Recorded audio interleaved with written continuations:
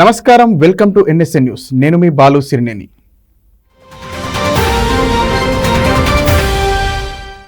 రాష్ట్ర ప్రభుత్వం రైతు రుణమాఫీపై కసరత్తు ముమ్మరం చేసింది. ఆగస్టు 15లోగా రుణమాఫీ చేయనున్నట్లు సీఎం రేవంత్ రెడ్డి హామీ ఇచ్చారు. ఈ నేపథ్యంలో రైతుల 2 లక్షల రూపాయల రుణమాఫీ విధి విధానాలపై అధికారులు దృష్టి సారించారు. పాస్బుక్లు, రేషన్ కార్డులను ప్రామాణికంగా తీసుకోవాలని ప్రభుత్వానికి సూచించినట్లు తెలుస్తోంది. ఎంపీలు, ఎమ్మెల్యేలు, ఎమ్మెల్సీలు, ఆదాయ పన్ను చెల్లించేవారు, ఉద్యోగులను మినహాయించాలని పేర్కొన్నారు. అయితే మంత్రిమండలిలో చర్చించాకే తుది నిర్ణయం తీసుకునే అవకాశం ఉందని సంబంధిత వర్గాలు తెలిపాయి. వ్యవసాయ శాఖ అధికారులు 2 లక్షల వరకు రుణాలు తీసుకున్న రైతుల జాబితాను బ్యాంకుల నుంచి తెప్పించే పనిలో నిమగ్నమైనట్లు తెలుస్తోంది.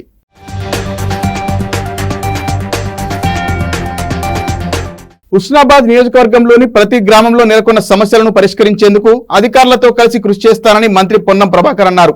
హనుమకొండ జిల్లా ఎల్కతుర్తిలో కాంగ్రెస్ పార్టీ కార్యకర్తలతో సమావేశం అయిన మంత్రి లోక్సభ ఎన్నికల్లో అధిక మెజార్టీ ఇచ్చిన ఓటర్లకు ధన్యవాదాలు తెలిపారు. గ్రామాలలో ఎలాంటి సమస్యలున్నా తన దృష్టికి తీసుకురావాలని, నియోజకవర్గ ప్రజలకు ఎల్లప్పుడూ అందుబాటులో ఉంటారని పొన్నం వెల్లడించారు.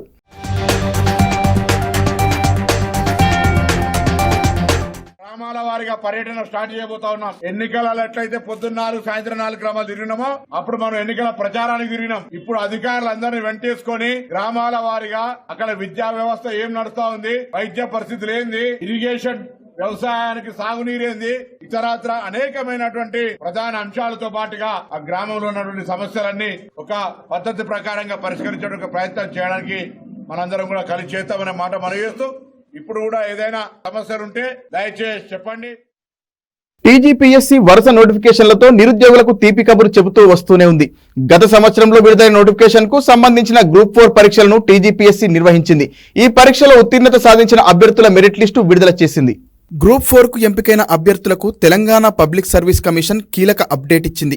గ్రూప్ 4 పరీక్షలో ఉత్తీర్ణత సాధించిన అభ్యర్థులకు ఈ నెల 20వ తేదీ నుంచి ఆగస్టు 21వ తేదీ వరకు సర్టిఫికేట్ వెరిఫికేషన్ ఉంటుందని ప్రకటించింది. ఈ మేరకు సర్టిఫికేట్ వెరిఫికేషన్ షెడ్యూల్ కమిషన్ వెబ్సైట్లో అందుబాటులో ఉంచింది. తెలంగాణ పబ్లిక్ సర్వీస్ కమిషన్ ఆఫీస్తో పాటు తెలుగు యూనివర్సిటీలో సర్టిఫికేట్ వెరిఫికేషన్ ఉంటుందని అధికారులు తెలిపారు. రాష్ట్రంలోని 8,180 గ్రూప్ 4 పోస్టులకు మెరిట్ జాబితా ప్రకారం 1:3 నిష్పత్తిలో అభ్యర్థుల్ని ఎంపిక చేశారు. ఈ లెక్కన ఒక్కో పోస్టుకు 3 పోటీ పడుతున్నారు.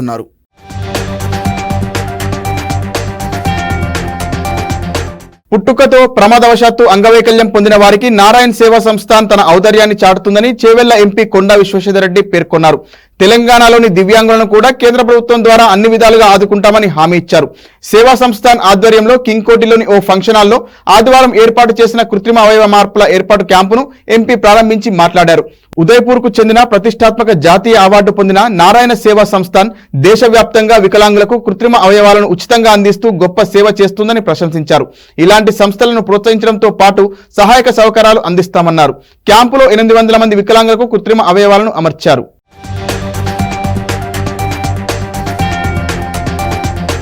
మెదక్ ఘటనలో కత్తిపోట్లకు గురై హైదరాబాద్ మియాపూర్ ఆసుపత్రిలో చికిత్స పొందుతున్న గో సంరక్షకుడు అరుణ్ రాజ్ని మెదక్ ఎంపీ రఘునందన్ రావు పరామర్శించారు.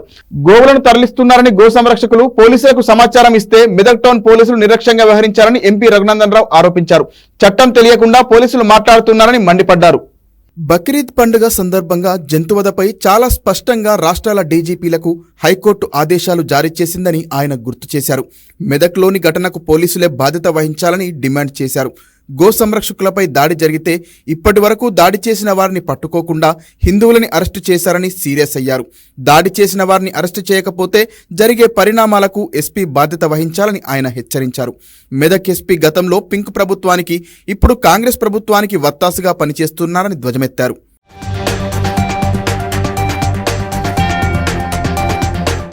బక్రీద్ సందర్భంగా పశువులను తరలిస్తున్నారని సమాచారం ఇస్తే పట్టించుకోలేదు. పైగా ఇష్టం వచ్చినట్లు ఎస్ఐసిఐ మాట్లాడారు. మెదక్ టౌన్లో 144 సెక్షన్ ఉందని డీజీ చెబుతున్నారు. ప్రజల చేత ఎన్నుకున్న ఎంపీని నేను, ఖచ్చితంగా మెదక్ వెళ్తాను. ఎవరు అడ్డుకుంటారో చూస్తాను. మీరు భయపడితే భారత రాజ్యాంగానికి, ప్రజలకు భయపడాలి. 3 రంగుల జెండాకు కాదు. హిందువులను మాత్రమే అరెస్టు చేశారు. ఘటనకు బాధ్యులైన ముస్లింలను వెంటనే అరెస్టు చేయాలని ఎంపీ రఘునందన్ రావు డిమాండ్ చేశారు.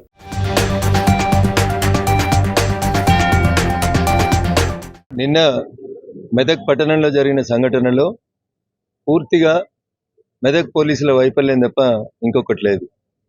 ఉదయం 11:30కి సంఘటనకు సంబంధించినటువంటి సమాచారాన్ని స్థానిక పోలీస్ స్టేషన్లో ఇస్తే మీకేం అవసరం, వాళ్ళు ఇష్టం ఉన్నట్టు చేసుకుంటారు, మీరెవడు అని మాట్లాడతారు పోలీసులు. చదువుకొని ఉద్యోగానికి వచ్చినారా, ఇంకేమైనా సాకిరేవు పనులు చేసి ఉద్యోగానికి వచ్చినారా అనేది ఆ ఎస్ఐసిఐ ప్రజలకు చెప్పాల్సినటువంటి అవసరం. ఇంత జరిగి ఆస్తి నష్టం జరిగి కొంతమంది వ్యక్తుల తలలు పగిలి కొంతమంది కత్తిపోట్ల గాయానికి బాధ్యులైనటువంటి ఆ పోలీసులని వెంటనే సస్పెండ్ చేయాలని చెప్పి స్థానిక పార్లమెంట్ సభ్యుడిగా చాలా స్పష్టంగా డిమాండ్ చేస్తా ఉన్నాను. జిల్లా ఎస్పీ గారికి కూడా చట్టాల మీద అవగాహన లేదు. మీ వాళ్ళని కంప్లైంట్ ఇవ్వమనండి అని చెప్తాను. నేను ఒక ఎంపీగా నేను మాట్లాడుతుంటే మీ వాళ్ళని వచ్చి కంప్లైంట్ ఇవ్వండి అని చెప్తాడు. చట్టం ఏం చెప్తుంది అనేది ముందు అవగాహన వేసుకుంటే బాగుంటుంది అనేది ముందు మా మెదక్ ఎస్పీ గారికి ఈ సందర్భంగా నేను చాలా స్పష్టంగా చెప్పదలుచుకున్నాను. సుమోటోగా కూడా పోలీసు వాళ్ళు కేసులు చేయొచ్చని కౌ స్లాటర్ యాక్ట్ లోపల బక్రీద్ పండుగ సందర్భంగా జంతువులను వధించే సందర్భంగా ఏం నిబంధనలను వాడుకోవాలి, ఎట్లాంటి నిబంధనలు చేయాలని 2001 సంవత్సరంలో భారత ప్రభుత్వం కొన్ని నిబంధనల్ని విడుదల చేసింది. ఆ నిబంధనల్ని దృష్టిలో పెట్టుకొని పోయిన సంవత్సరం బక్రీద్ ఇదే జూన్ నెల సందర్భంగా భారత ప్రభుత్వం తిరిగి ఒక కొత్త జీవోని అన్ని రాష్ట్రాలకు సంబంధించినటువంటి చీఫ్ సెక్రటరీలకి చాలా స్పష్టంగా పంపించారు.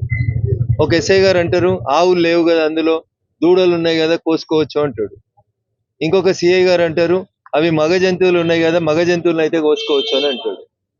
ముందు కౌన్సిలింగ్ చేయాల్సింది ఎవరినంటే ఎస్ఐలను సిఐలను కౌన్సిలింగ్ చేయాలి.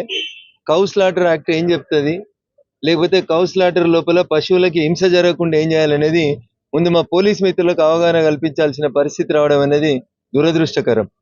చట్టాలను చదవకుండా రాజకీయ నాయకుల మెప్పు కోసం పోస్టింగులు తెచ్చుకొని రాజకీయ నాయకులు చెప్పిర్రని ఒక పార్టీ అధికారంలో ఉంటే వాళ్ళ కొమ్ము కాస్తూ లా అండ్ ఆర్డర్ని పూర్తిగా మర్చిపోతున్నటువంటి పోలీస్ మిత్రులకి నేను సవినయంగా చేసేటువంటి అప్పీల్ చాలా స్పష్టంగా చెప్పదలుచుకున్నటువంటి అంశం. ఇది పోయిన సంవత్సరం బక్రీద్ పండుగ సందర్భంగా భారత ప్రభుత్వము చాలా స్పష్టంగా, పోయిన సంవత్సరం కూడా బక్రీద్ పండుగ జూన్ నెలలోనే వచ్చింది. పోయిన బక్రీద్ సందర్భంగా భారత ప్రభుత్వం చాలా స్పష్టంగా అన్ని రాష్ట్రాల చీఫ్ సెక్రటరీలకి కొన్ని గైడ్ లైన్స్ని ఏం చెప్తుంది కౌ స్లాటర్ అనేటువంటి యాక్ట్కి సంబంధించి చాలా స్పష్టంగా చెప్తుంది. మా మెదక్ ఎస్పీ గారు ముఖ్యంగా వినాలి కాబట్టి ఆయన కోసం ఈ 2 లైన్లు చదివి వినిపిస్తాను. ఎందుకంటే ఇది పోయిన సంవత్సరం వచ్చింది కదా, ఈ సంవత్సరం ఉన్నదో లేదో అనుకుంటాడు మా మెదక్ ఎస్పీ. అందుకని ఆయనకు అర్థం కావడం కోసం మళ్ళీ చెప్తా ఉన్నా. ఆ మెదక్ టౌన్ సిఐకి ఆ మెదక్ టౌన్ ఎస్ఐకి అర్థం కావడం కోసం చెప్తా ఉన్నా. అంటే వాళ్ళ దృష్టిలో ఆవు అయితేనే కోయొద్దు, ఏ పశువునైనా ఎక్కడ పడితే అక్కడ కోయొచ్చు అనేటువంటి పెద్ద పోలీస్ ఆఫీసర్లందరికీ కొంచెం తెలుగులో అర్థం కావాలని ఇంగ్లీష్లో ఉన్నదాన్ని ట్రాన్స్లేట్ చేస్తా. తెలిసిన పోలీస్ మిత్రులు బాధపడొద్దు, తెలియని పోలీస్ మిత్రులు తెలుసుకోండి. ఎందుకంటే ఒక వకీలుగా చట్టం తెలిసినటువంటి వ్యక్తిగా మిమ్మల్ని గైడ్ చేయడం, మిమ్మల్ని మంచికి వైపు నడిపించడం అనేది ఒక పార్లమెంటేరియన్గా నా బాధ్యత అనుకుంటున్నా. అంతేగాని ఫలానా పార్టీ అధికారంలో ఉంది కాబట్టి, ఫలానా పార్టీ ఎమ్మెల్యే చెప్పింది కాబట్టి ఎవరిని చంపినా మేము ప్రేక్షక పాత్ర వహిస్తామనేటువంటి మెదక్ ఎస్ఐ సిఐల నిర్లక్ష్యాన్ని ఎట్టి పరిస్థితుల్లో కూడా సహించేది లేదు. పోలీసు ఉన్నతాధికారుల దృష్టికి తీసుకుపోయి నిన్న సంఘటనకు పూర్తిగా మెదక్ పోలీసుల వైఫల్యం తప్ప ఇంకొకటి కారణం కాదు. రాష్ట్రంలో నకిలీ నాసిరకం ఔషధాల దందా యథేచ్ఛగా కొనసాగుతోంది. ఉత్తుత్తి మందులను అమ్ముతూ కేటుగాళ్లు ప్రజారోగ్యంతో చెలగాటమాడుతున్నారు. రాష్ట్రంలో ఔషధ నియంత్రణ అధికారులు దాడులు చేస్తున్నారు. అధికారులు చేస్తున్న దాడుల్లో మార్కెట్లో పేరున్న కంపెనీల బ్రాండ్లతో నకిలీ ఔషధాలను తయారు చేస్తున్న ముఠాలు బయటపడుతున్నాయి. రాష్ట్రంలోని మెడికల్ దుకాణాల నిర్వాహకులు అడ్డు అదుపు లేకుండా చెలరేగిపోతున్నారు. మందుల దుకాణాల్లో నకిలీ మందులు విక్రయిస్తున్న వారిపై ఔషధ నియంత్రణ అధికారులు దాడులు చేస్తున్నారు. దాడులు చేస్తున్న క్రమంలో అసలు మందుకు బదులు వేరే ఔషధాన్ని పలు కంపెనీలు నింపుతున్నాయని సంచలనాలు వెలుగు చేశాయి. కొద్ది రోజుల కిందట ఔషధ నియంత్రణ అధికారుల దాడుల్లో ఓ కంపెనీకి చెందిన అమోక్సిలిన్ కు బదులుగా పారాసెటమాల్ ఉంచి విక్రయిస్తున్నట్లు బయటపడింది. అలాగే ఔషధాల తయారీలో వినియోగించే రసాయనాలను సమపాలలో కలపడం లేదని నిర్ధారణ అయ్యింది. ఇటువంటి ఔషధాలతో ఆరోగ్యం మరింత దెబ్బతింటోంది. పలు డ్రగ్స్ దుకాణాలపై దాడులు చేస్తున్న రాష్ట్ర ఔషధ నియంత్రణ మండలి అధికారులు నాణ్యత లేని నకిలీ మందులు ఉత్తరాది రాష్ట్రాల నుంచి వస్తున్నట్లు గుర్తించారు. ముఖ్యంగా హిమాచల్ ప్రదేశ్, ఉత్తరాఖండ్, గజియాబాద్, కాశీపూర్, ఉత్తరప్రదేశ్ నుంచి హైదరాబాద్ కు నకిలీ ఔషధాలు వస్తున్నాయని తెలిపారు. గతేడాది డిసెంబర్ నుంచి ఇప్పటి వరకు కోట్ల విలువైన నకిలీ ఔషధాలను డీసీఏ అధికారులు పట్టుకున్నారు.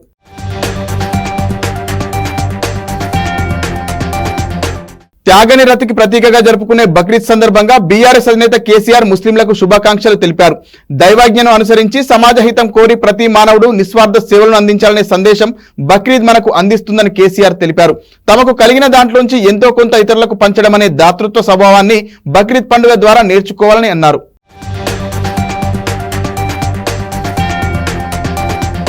ఎంబీబీఎస్ ఇతర వైద్య విద్యా కోర్సుల్లో ప్రవేశాలకు నిర్వహించిన నీట్ యూజీ ఎంట్రన్స్ లో అవకతవకలు జరిగాయన్న ఆరోపణలకు సంబంధించి దేశవ్యాప్తంగా విద్యార్థులు వారి తల్లిదండ్రుల్లో నెలకొన్న అనుమానాలను మోదీ నివృత్తి చేయాలని కె తారక రామారావు డిమాండ్ చేశారు. తమ పిల్లలు డాక్టర్లు కావాలని కలుగన్న తల్లిదండ్రుల ఆశలపై గందరగోళంగా మారిన వ్యవహారంతో నీళ్లు చల్లినట్టుందని ధ్వజమెత్తారు. బీహార్లో 30 లక్షల నీట్ పరీక్షా పత్రాలు విక్రయించారని, ఈ వ్యవహారంలో అరెస్టులు జరుగుతున్నాయని వార్తలు వస్తున్నప్పటికీ కేంద్రం నిమ్మకు నీరెత్తనట్టు వ్యవహరించడం దారుణమన్నారు.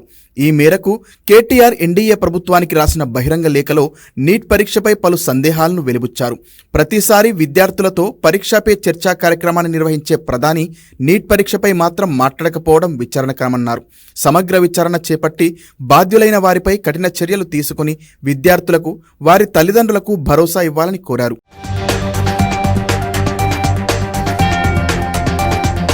నీట్ పరీక్షలో గతంలో ఎప్పుడూ లేని విధంగా ఏకంగా 67 మందికి మొదటి ర్యాంకులు రావడం ఎన్నో అనుమానాలకు తావిస్తుందని కేటీఆర్ అన్నారు. ఒకే సెంటర్ నుంచి పరీక్ష రాసిన 8 మంది విద్యార్థులు 720 మార్కులు సాధించడం చూస్తే పేపర్ లీకేజీ వ్యవహారం ఏ స్థాయిలో జరిగిందో అర్థమవుతుందన్నారు. ఫలితాలను 10 రోజుల ముందుకు జరిపి సరిగ్గా ఎన్నికల ఫలితాల రోజే ప్రకటించడం కూడా అనేక సందేహాలకు తావిచ్చిందన్నారు.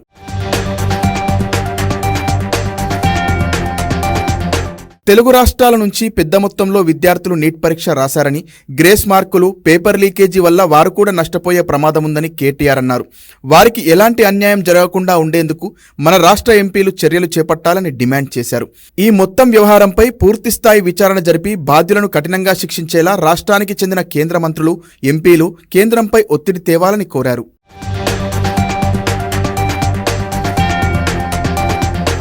రాజధానిలోని పలు ప్రాంతాల్లో అర్ధరాత్రి భారీ వర్షం కురిసింది. Mehdipatnam, Masab tank, Banjara hills, Jubilee hills, Khairatabad, Nampally సహా మలక్పేట్, దిల్సుఖ్ నగర్, కోటి, ఆబిడ్స్, సికింద్రాబాద్, ఉప్పల్ తదితర ప్రాంతాల్లో అర్ధరాత్రి ఒక్కసారిగా జోరు వాన కురిసింది. వర్షం కారణంగా పలువురు వాహనదారులు ఇబ్బందులు పడ్డారు.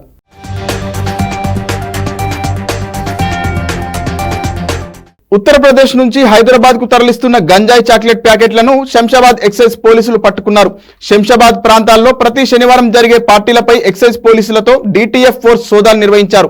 ఈ సోదాల్లో భాగంగా 7 లక్షల విలువైన కేజీ 650 గ్రాముల గంజాయి చాక్లెట్ ప్యాకెట్లను స్వాధీనం చేసుకున్నారు. ద్విచక్ర వాహనంపై బియాస్ గుప్తా అనే వ్యక్తి సైతం అక్రమంగా గంజాయి చాక్లెట్లను తరలిస్తుండగా అధికారులు పట్టుకున్నారు. తనిఖీల్లో భాగంగా పట్టుబడిన వ్యక్తితో పాటు గంజాయి చాక్లెట్లను స్వాధీనం చేసుకున్నారు. కేసు నమోదు చేసి దర్యాప్తు చేస్తున్నారు.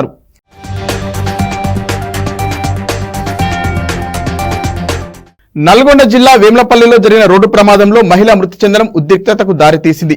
మనవరాలితో కలిసి రోడ్డు పక్కన నడుచుకుంటూ వెళ్తుండగా వెనుక నుంచి బొలెరో వాహనం అతివేగంగా ఢీకొట్టడంతో కల్లమ్మ అనే మహిళ అక్కడికక్కడే మృతి చెందింది. తీవ్ర గాయాలైన 2 ఏళ్ల మనవరాలు యశ్విక ఆసుపత్రిలో చికిత్స పొందుతోంది. బొలెరో డ్రైవర్ అజాగ్రత్తగా వాహనం నడపడం వల్లే ప్రమాదం చోటు చేసుకుందని ప్రత్యక్ష సాక్షులు తెలిపారు. వేమ్లపల్లిలో సర్వీస్ రోడ్డు లేకపోవడం వల్లే తరచూ ప్రమాదాలు జరుగుతున్నాయని ఆరోపించారు. అద్దెంకి నార్కట్పల్లి రహదారిపై మృతదేహంతో బంధువులు రాస్తారోకో చేపట్టారు.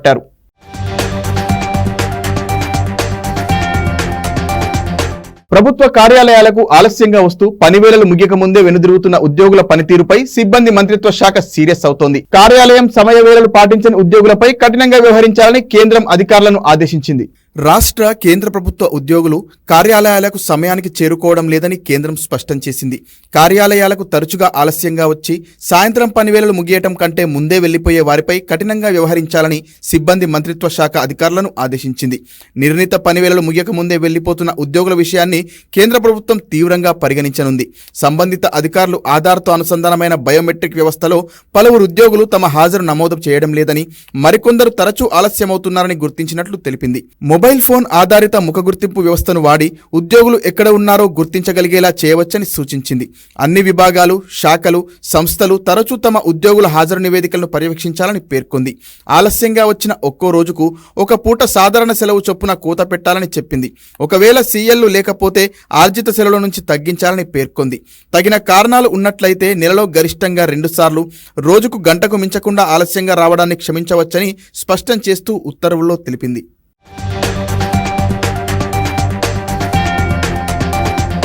నీట్ పరీక్షతో రాష్ట్ర విద్యార్థులు నష్టపోయారని, రద్దు విషయంలో ముఖ్యమంత్రి రేవంత్ రెడ్డి తన వైఖరి స్పష్టం చేయాలని బీఆర్ఎస్వి రాష్ట్ర అధ్యక్షుడు గెల్లు శ్రీనివాస్ డిమాండ్ చేశారు. నీట్ పరీక్షలో అక్రమాలు జరిగాయని, పేపర్ లీకేజీ ఖచ్చితంగా జరిగిందని అన్నారు. నీట్ అక్రమాలపై సీఎం రేవంత్ రెడ్డి కేంద్రాన్ని ఎందుకు నిలదీయడం లేదని ప్రశ్నించారు. నీట్ రద్దు చేయకపోతే బీఆర్ఎస్వి తరపున కేంద్ర ప్రభుత్వ సంస్థల కార్యాలయాలు ముట్టడిస్తామని హెచ్చరించారు. ఫీజు రియంబర్స్మెంట్ బకాయిలు వెంటనే విడుదల చేయాలని శ్రీనివాస్ యాదవ్ కోరారు.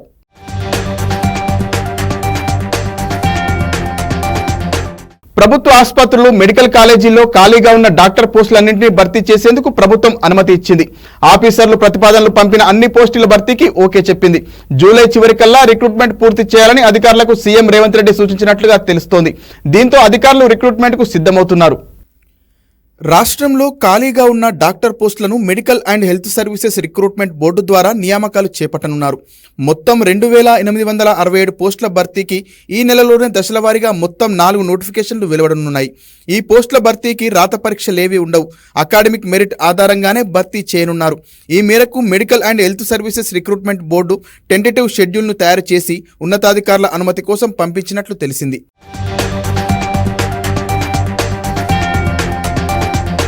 ఈ షెడ్యూల్ ప్రకారం ప్రభుత్వ మెడికల్ కాలేజీల్లో ఖాళీగా ఉన్న 664 అసిస్టెంట్ ప్రొఫెసర్ పోస్టుల భర్తీకి ఈ నెల 18న తొలి నోటిఫికేషన్ విడుదల చేయనున్నారు. ఈ పోస్టుల భర్తీని జూలై 13వ తేదీ కల్లా పూర్తి చేయాలని టార్గెట్ పెట్టుకున్నారు. విహెచ్సిలు, ఇతర దవాఖానాల్లో ఖాళీగా ఉన్న 443 సివిల్ అసిస్టెంట్ సర్జన్ పోస్టులకు ఈ నెల 20న నోటిఫికేషన్ ఇచ్చి జూలై 18వ తేదీ కల్లా భర్తీ ప్రక్రియ పూర్తి చేయనున్నారు. వైద్య విధాన పరిషత్ పరిధిలోని దవాఖానాల్లో ఖాళీగా ఉన్న 1690 సివిల్ అసిస్టెంట్ సర్జన్ పోస్టుల భర్తీకి ఈ నెల 25వ తేదీన నోటిఫికేషన్ ఇచ్చి జూలై 22వ తేదీ కల్లా రిక్రూట్మెంట్ ప్రాసెస్ కంప్లీట్ చేయాలని టార్గెట్ పెట్టుకున్నారు. ఆయుష్ కాలేజీల్లో ఖాళీగా ఉన్న 70 ఆయుష్ లెక్చరర్ పోస్టులకు ఈ నెల 27న నోటిఫికేషన్ ఇచ్చి జూలై 22వ తేదీ నాటికి ప్రాసెస్ కంప్లీట్ చేయనున్నారు. డాక్టర్ పోస్టుల భర్తీ ప్రక్రియ పూర్తయ్యాక పారామెడికల్, ఇతర పోస్టుల భర్తీని చేపట్టే అవకాశం ఉందని అధికారులు చెబుతున్నారు.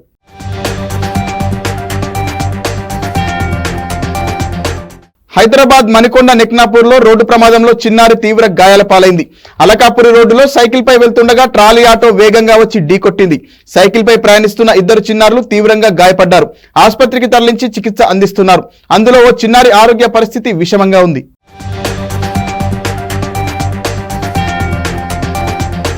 ఆంధ్రప్రదేశ్ ముఖ్యమంత్రి చంద్రబాబు నాయుడు నేడు పోలవరం ప్రాజెక్టును సందర్శించనున్నారు. ప్రాజెక్టు స్థితిగతులను పరిశీలిస్తారు. అనంతరం అక్కడే అధికారులు, జలవనరుల శాఖ అధికారులతో సమీక్షిస్తారు. అసలు పోలవరంలో ఏం జరుగుతోంది, ప్రాజెక్టు నిర్మాణం ఎంతవరకు వచ్చింది, గత ప్రభుత్వం ఏ మేరకు పనులు చేసింది, ఇలాంటి అంశాలు తెలుసుకొని నిర్మాణ పనులను పరుగులు పెట్టించేందుకు పోలవరం వెళ్తున్నారు. సీఎం అయ్యాక తొలి పర్యటనగా పోలవరం వైపే అడుగులు వేసేందుకు రెడీ అయ్యారు. సీఎం చంద్రబాబు ఇవాల్టి నుంచి ఫీల్డ్లోకి ఎంటర్ కానున్నారు. క్షేత్రస్థాయి పర్యటనలకు శ్రీకారం చుట్టిన చంద్రబాబు తొలుత పోలవరం వెళ్లనున్నారు. పోలవరం పనుల పురోగతిపై సమీక్షించనున్నారు. నేడు ఉదయం 9:30 గంటలకు పోలవరానికి చేరుకోనున్న చంద్రబాబు ప్రాజెక్టు ప్రాంతమంతా తిరిగి ప్రతి నిర్మాణాన్ని పరిశీలించనున్నారు. వాటి ప్రస్తుత స్థితిగతులను తెలుసుకున్న తర్వాత అక్కడే పోలవరం అధికారులు, జలవనరుల శాఖ అధికారులతో సమీక్ష నిర్వహిస్తారు. స్పిల్వే పనులను పరిశీలించనున్నారు. ఆ తర్వాత ఎగువ కాపర్ డ్యాం, దిగువ కాపర్ డ్యాంను పరిశీలిస్తారు. అనంతరం ఇరిగేషన్ శాఖ అధికారులతోనూ సమావేశం నిర్వహించనున్నారు. ఆ తర్వాత కాంట్రాక్టర్లతో భేటీ అయ్యి అనుకున్న సమయానికి ప్రాజెక్టు పనులు పూర్తయ్యేలా వారికి టైం బౌండ్ కార్యక్రమాన్ని నిర్దేశించనున్నారు సీఎం చంద్రబాబు.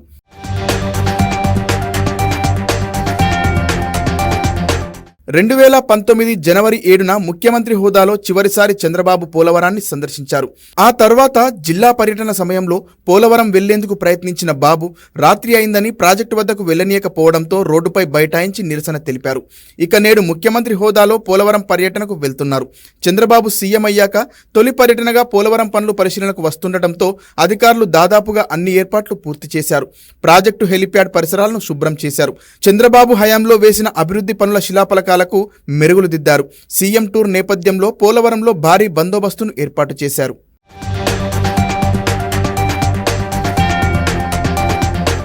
అమెరికా అధ్యక్ష ఎన్నికల్లో తాను మళ్లీ గెలిస్తే దేశ చరిత్రలోనే అతిపెద్ద బహిష్కరణ ఆపరేషన్ చేపడతానని డొనాల్డ్ ట్రంప్ పేర్కొన్నారు. తనకు ఓటు వేస్తే రాడికల్ ఇస్లామిక్ ఉగ్రవాదులను దేశం నుంచి తరిమి కొడతానని మిషిగాన్లో నిర్వహించిన ప్రచారంలో వ్యాఖ్యానించారు.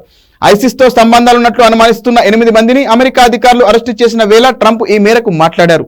మన దేశం ఇప్పుడు పడినంత ప్రమాదంలో ఎప్పుడూ పడలేదు. వేలాది మంది ఉగ్రవాదులు ప్రవేశిస్తున్నారు. దీనికి అనేక ఏళ్ల పాటు భారీ మూల్యం చెల్లించుకోవాల్సి వస్తుంది. ఈ నేపథ్యంలో నవంబర్లో జరగనున్న ఎన్నికల్లో ఓటర్ చాయిస్ సుస్పష్టం. వేలాది మంది రాడికల్ ఇస్లామిక్ ఉగ్రవాదులను దేశంలోకి అనుమతించే అధ్యక్షుడు కావాలా, లేదా అటువంటి వారిని దేశం నుంచి బయటకు పంపించే అధ్యక్షుడు కావాలా అనేది నిర్ణయించుకోండి అని ట్రంప్ తెలిపారు. అధ్యక్షుడిగా ఎన్నికైన తొలి రోజు నుంచే దేశ చరిత్రలో అతిపెద్ద బహిష్కరణ ఆపరేషన్ను మొదలు పెడతానన్నారు. ఇలా చేయడం తప్ప మరో మార్గం లేదని చెప్పారు.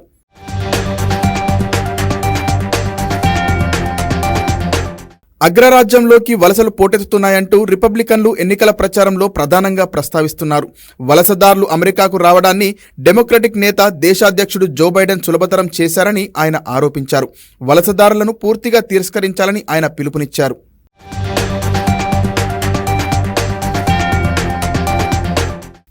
మరిన్ని వార్తలతో మళ్ళీ కలుద్దాం. నమస్కారం.